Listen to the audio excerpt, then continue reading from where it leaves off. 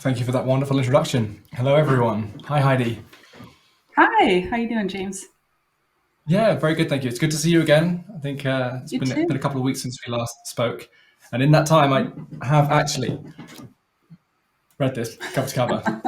Um, so I'm looking forward to having a good conversation about that and finding out a little bit more behind the journey that you went through to kind of capture this information, capture that expertise, put pen to paper, and then ideally some of the things that you've learned since you touched a little bit on that last time we spoke. So very excited to get stuck in. Yeah, For anyone who's wonderful. not aware, so sorry, Heidi, I was just going to say, for anyone who's not aware, Heidi wrote the book on the topic today. So we're very fortunate to have an expert with us here. I was hoping we could start, for those who maybe aren't familiar with this concept of dynamic reteaming, by talking a little bit about what exactly that is, what sort of a definition you would attribute to that word, that language. Yeah, so reteaming is a word that you can probably find in the dictionary. It's a common phrase that I think I notice a lot in maybe the entertainment industry. Different actors are reteaming to work on a new movie. Dynamic reteaming is one that I attribute to team change. And, we're in these organizations, they scale up, they scale back, they change in different ways, and it happens at different levels. Individuals might be on one team, move to another. Individuals may join or leave teams, but then at the company level, you might see people acquiring companies and other things. And so dynamic reteaming is when you have changes at all different levels in your company. And it can feel quite interesting sometimes. So, I like that. When I heard the word, it reminded me of rock climbing. In rock climbing, they have this idea of sort of dynamic and static moves, and the dynamic moves are very athletic.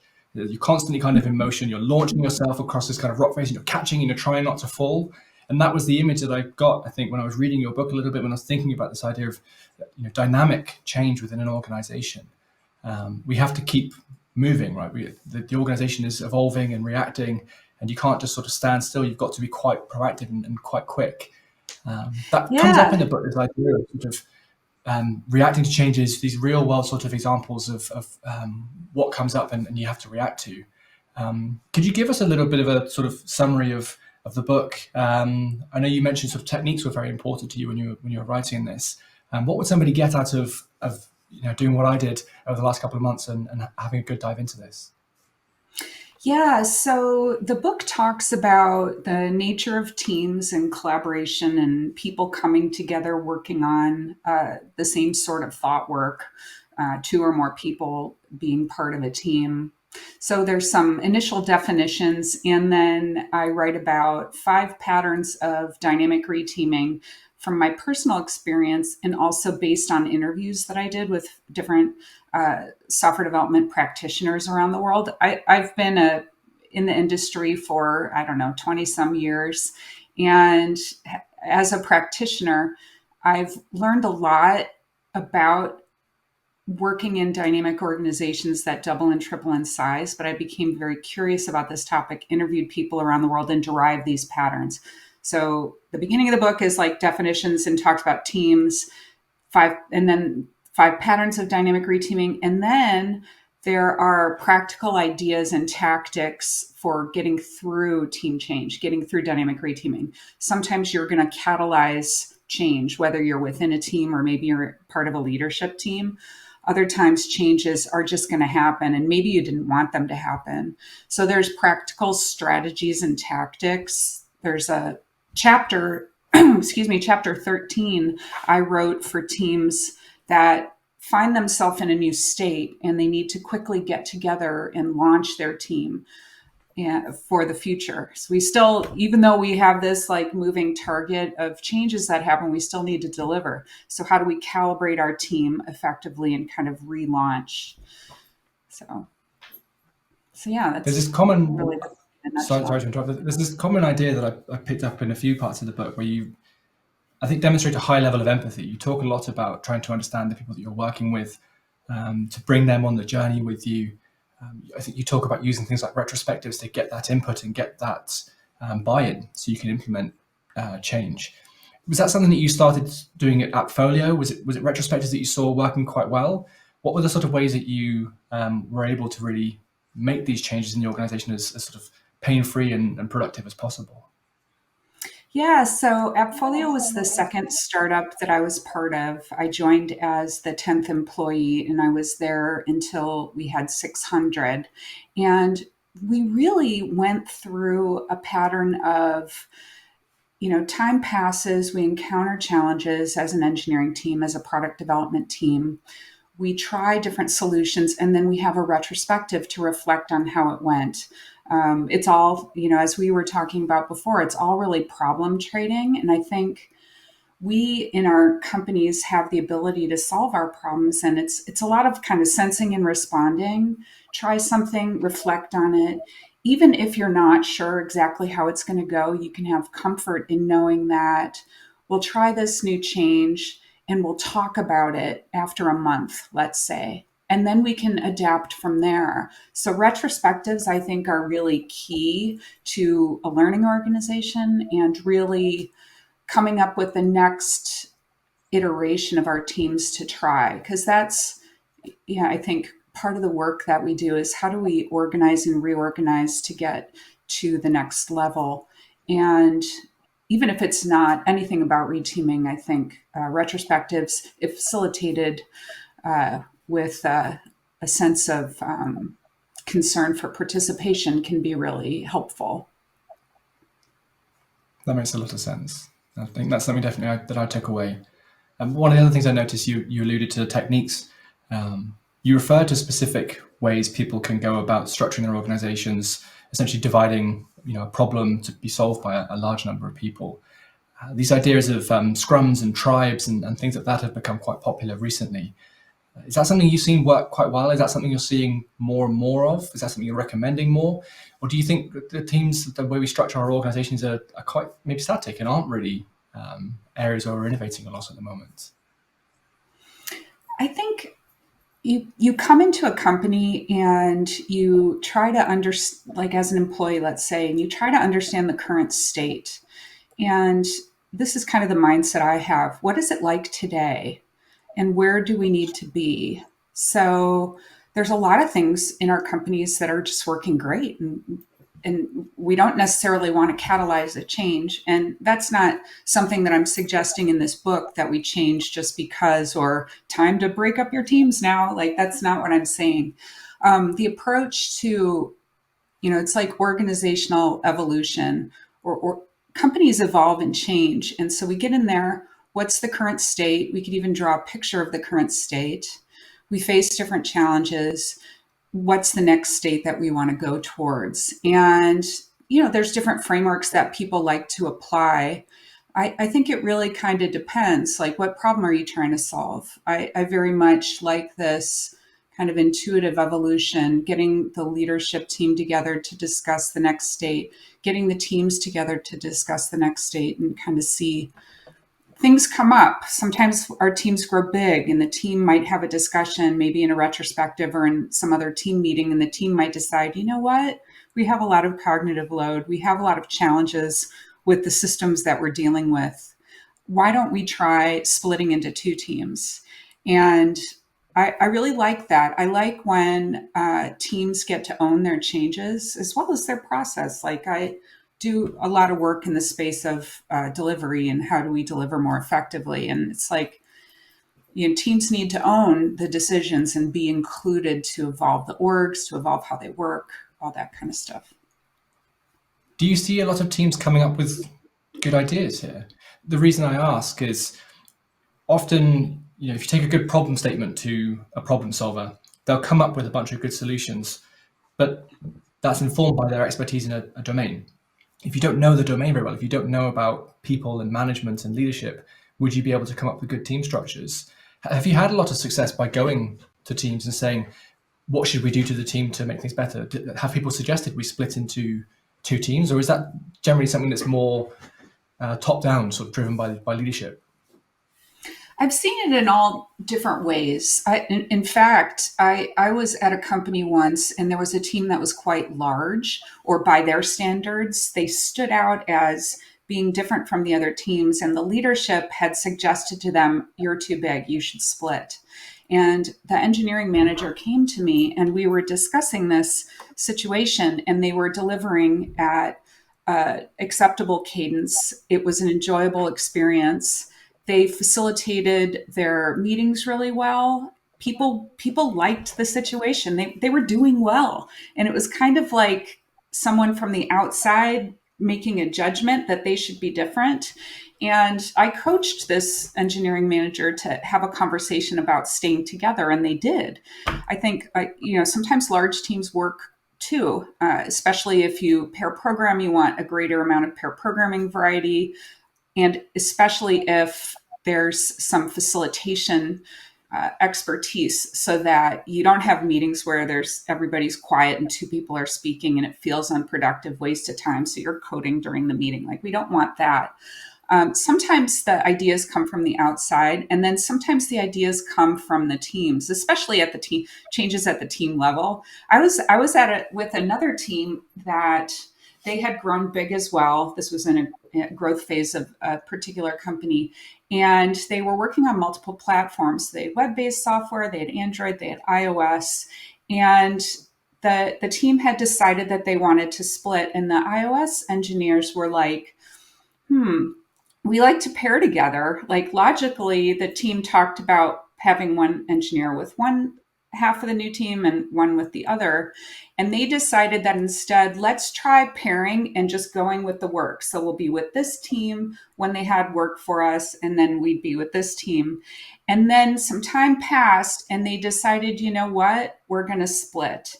And I love the idea that they had the agency and the freedom to try a solution that they came up with. And, in the end, they decided to go back to, being, one over here, one over here. And I think that idea of including people in the changes helps. It just helps people own things. I mean, these are our lives. It's nice to be respected and to be able to try things. I'm trained as a coactive coach, and one of the principles is in that coaching school is that people are creative, resourceful, and whole. A lot of the times we have the answers to the challenges that we have. We just need to be engaged with in a certain way so we can be creative and go for a solution that we want. And I think the same of teams as well.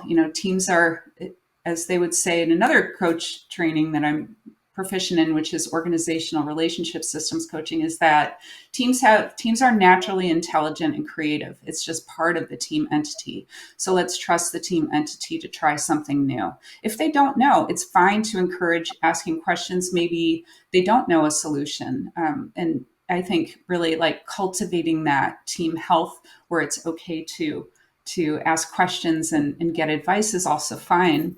But people, I think it's really respectful if we want to evolve our organizations to get the voice of the engineer, get the voice of the team member that, so.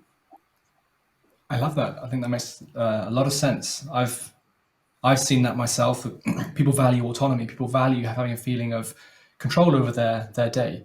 So giving people the ability to contribute in some way to these changes that are being made that are going to have such a significant effect on them make a lot of sense. How do you go about that then? What would your advice be in terms of facilitating a change like that? Is it coaching? Is it having regular retrospectives? What would you do to make that happen in an organization? I think sometimes in organizations, people need permission. People need permission to change their team structure. I think it comes from leadership setting intents and setting direction. As leaders, we can lead by example. Let's say there's a story in the book, Christian Linwall is an engineering leader at Spotify, and he writes about a change that was happening across 50 to 80 people. They had grown larger, and their division was going to split into a few different groups. So groups of teams together. And they decided to include the people in the teams. And so the leaders facilitated the discussion. So it was participation by invitation from the leaders, which I thought was really cool. And they visualized, I copied this at a company I was at as well. They visualized their future state of teams on whiteboards, and they put them in the area where they would have their fika breaks during the day, like their coffee breaks. And they would encourage people to look at the solution, like, here's the problem we're trying to solve. This is the solution that we came up with. What do you think? Did we get it right? And they were able to co-create the next version of the organization with that input. And so I think that's a larger scale. We've been talking before about, teams, maybe 15, 12, 15 people splitting. But when it's like 80, 100, when it's larger groups, I think that it's a leader's responsibility to include people in the decision making the best that they can, or at least to give input. We don't get to make all of the decisions in our teams, but it's really nice to be able to give input. It's impractical to do it, I think, at the level of thousands of people. I'm not quite sure. I don't have experience at that scale. Sure, maybe people could find a way, but I think as things get larger and larger, it might be more of a challenge. But again, I think, leaders cultivating environments in which we care about your opinion. What do you think? I'm going to make the decision as a leader, and I can be clear about that using decision making frameworks. There's one that I love from Chief People Officer Pat Waters. She's currently at UKG, and when I was at Procore Technologies, she was our Chief People Officer for a time. And she'd had this decision making framework called RIDE. So R is the requester of the change, I is who gives input on the change, D is decider, who's going to decide on the change, and E is for execute, who's going to execute on the change. And that is a very helpful pattern to really be clear and explicit on, we're going to do this thing, whatever it is, whatever kind of decision. This is the person deciding, and this is a person requesting the change who gets to give input. So I think there's tools. I kind of nerd out on tools and tactics because I like to be in the trenches with teams, solving problems and trying to get to the next level. So Yeah, I think that's the best place to be, right? You don't want to be perceived as an ivory tower architect of the organization who doesn't really know what's going on. And I like this idea that you're talking about structure. There's this theme, I think, of structure coming out where you're talking about abbreviations that you can use to have enough structure to be able to plan these changes that you're going to make. You talked about getting a team essentially to draw their own map, right? To map out the journey they want to go on to reach this new structure, this improved way of working. Structure is going to be important when you're implementing change. Are there other structures there? Are there other sort of techniques that you've seen work quite well? Well, just a little bit more on that one. What I really love is using, for example, tools that you already have in you don't need to buy a fancy tool to like visualize your team. But even like a spreadsheet with different colors, you can map out your current team. And if you're facing a challenge and part of the solution might be changing your structure, again, it's not always the solution, but let's say it is, you can have another tab in your spreadsheet where you visualize the next rendition. I like having, and I've done this at a couple companies already, where we have, maybe different divisions on different tabs, and anyone is invited to edit the structure, because sometimes our teams and people move more than the leadership can keep up with. It takes a little while to update the formal tracking tools, or if you even have the access to do it, depending on your companies. But so I love just using the practical tools that we have and making kind of open tools that people can participate in. And yeah, so I love that. I love retrospectives. I love tools like, there's a wonderful book called Liberating Structures, and there's a community, liberatingstructures.com or .org. They have open source patterns for facilitation. So if you find yourself in any soul sucking meetings that are facilitated very poorly, you can learn these patterns of facilitation that could really increase participation. So there's that. There's also, now I'm talking about my favorite things, my favorite tools. The Facilitator's Guide to Participatory Decision Making is another, I think, really important book about everything that we're talking about here. It's like, we can co-collaborate and org together and encourage more voices, all voices being heard. And how can we really get that collaboration in the best that we can? Yeah, I think it's a definitely an area of my interest. And the other area is, after our teams have changed, then what? If you have two teams that or more that have merged together, or you have a company that you acquired, something like that, there's a activity in my book called The Story of Our Team. And this is one of my favorite activities. And what you do is you get everybody in a room, or online in these squares, right? And you have a shared whiteboard or a shared poster on the wall, and you make a timeline. Sometimes it's with a couple, two or three branches if you have different entities merging together. And people write when they started at the company or on the team, and then they write out the significant milestones. I have them in person, I have them stand in order of when you join the team. And that's really fun. And they do it, I've done it with 50 people at one time. And it's fun to see the people work it out really quickly. And so they make this shared timeline of awesome milestones: when people joined, when people left, when we delivered things, when one company, when we attained unicorn status. And so we have this shared picture of our history, and other branches talk about the history of maybe the entity that you acquired and what they're proud of. And then you take a video camera, or your phone or whatever, and then you have people tell the story of the team, and they tell the story through speaking. You have this artifact that becomes useful for onboarding later.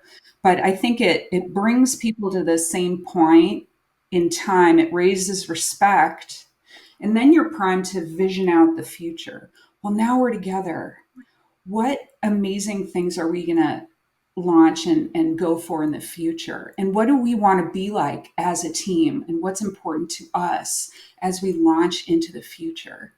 So there's activities about people and getting to know each other, because relationship is important. The work, how are we going to manage our work, all that stuff, the workflow, the code, we can talk about how we, what's important to us, and, what kind of shared goals and practices we have there. And, so people, work, workflow, code, and then we can kind of move forward. But I will say my lens on team change evolution is really at the people level, people and working together, people and relationship. So I love that. I almost wish I could have been in one of these meetings. It sounds quite exciting, quite energizing. One of my concerns would be that, sorry, what were you going to say? Yeah. No, go ahead. I didn't mean to interrupt. I was just going to say, one of my concerns would be that people might not be willing to participate. People might be a bit hesitant to get involved. But from what you're describing, getting somebody to draw out this shared story, I can see how that would draw people in. I can see how that would get people to take part and be enthusiastic about it. I love that idea of democratizing the process and bringing everyone on the journey together with open spreadsheets, with these kind of workshops.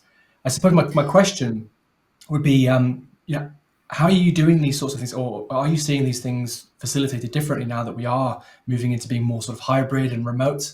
Are there things that we can do to facilitate some of these same participatory exercises when maybe we can't all get into the same room? Yeah, we can do these online with, a shared whiteboard, and you can draw out, and people can put the sticky notes to represent the different milestones, and we can talk with each other. We can go into breakout rooms and come back. We can apply liberating structures patterns. So it can be facilitated online. I think if you're working in a distributed way, like many of us are these days, it's always it's a luxury and it's a necessity and it's currency to be able to come together from time to time for an on-site. So some of these things, if you have a monumental experience like acquiring another company and gaining a lot of teammates that you don't know, it's warranted to get together in person. So some of these activities are really great for doing in person, but you can also do them online. It's like currency, I think, when people get together and are humans in the same room, and it's, there's nothing that can compare to it. But again, we work the best with what we have. Before I got into software, I worked as a teacher. I was English as a second language teacher to grad students at different universities in the US, and we didn't have a lot of funding for things, and you learn to become scrappy, and there's a lot that we have that we can use if we're creative about it. So I don't think we need anything too fancy, but it is always nice to, if we are able to get together. Some companies I know try to get together quarterly in these times where people are,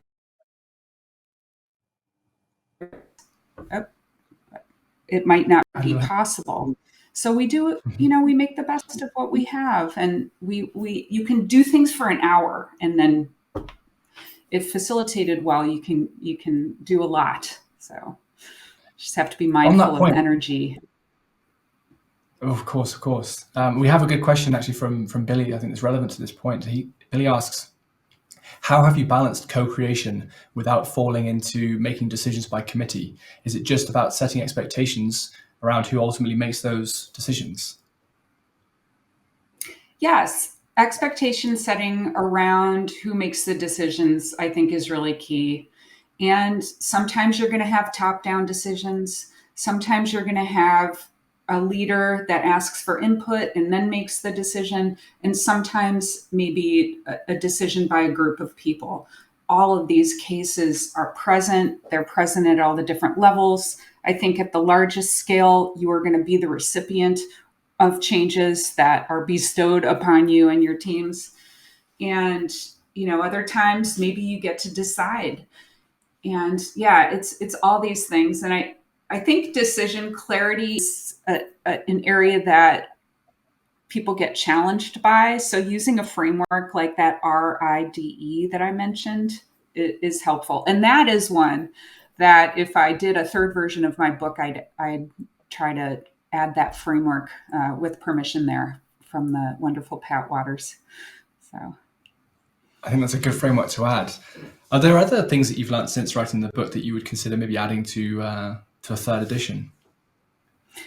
I wrote the book from a coach's stance. I had been working for years as a engineering director, helping teams improve how they work. So I was always really facilitating between team members and leadership at different levels. Then I spent about a year and a half as in a higher level as part of an executive team, and I learned to view dynamic reteaming from that lens and developed a lot of empathy for the challenges that executive teams faced because I was embedded within one. And I've toyed around writing a leader's guide to dynamic reteaming. I think one of the things that we need to remember as leaders in companies is patience, especially if there are large changes brewing that impact a lot of people. Members of our executive teams are talking about these challenges for quite some time. When they try to introduce the idea to the broader group of people, they might feel a bit impatient because they've already been talking about the changes for a couple of months. Yet when introducing it within the company, it's brand new. So slowing things down a bit, I think, is something that I think is a good idea. And so leaders, how do leaders lead through team change is an area of interest. So That sounds like a fantastic book that I'd quite like to read. So please do let me know once you've written it. we'll see. What's It's one that? thing to have an idea and to like get ideas together about writing a book. It's another thing to kind of execute on it, but we shall I would see love to pick your brains. I want to pick your brains on that another fireside sometime, please, if we can. We didn't get if time to it's talk. enough of a pain, right? Like Yeah. this thing, this is the second version of it. I self-published the first version, and I was just very motivated to prove a point that team change is inevitable. We need to lean into it and get better at it, because here we are, we need to deliver in our teams, but things are changing around us. It's not always our Yeah. idea. So how are we going to do that? Like, what is it going to be like?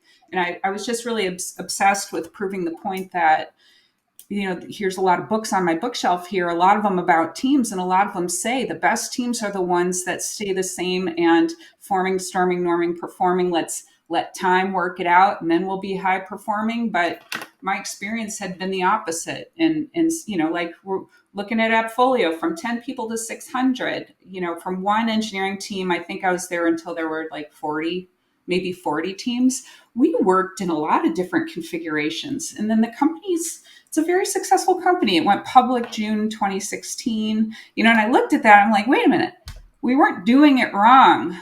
Like, teams evolve and change. Let's lean into that problem instead of the quest for stability, which, if you're in a fast changing company, it's counterproductive to try to fight all the changes. You really have to kind of go with the flow and try to help things succeed. We are part of these larger entities that we need to help make successful. So even you can see I had a lot of energy around that topic, and I still do. So yeah. It's palpable. It's palpable. And the passion, I think it means it will make implementing these changes much easier when you get into an organization. So thank you for the fantastic introduction and the summary of the book, and for teaching us a little bit more about dynamic reteaming.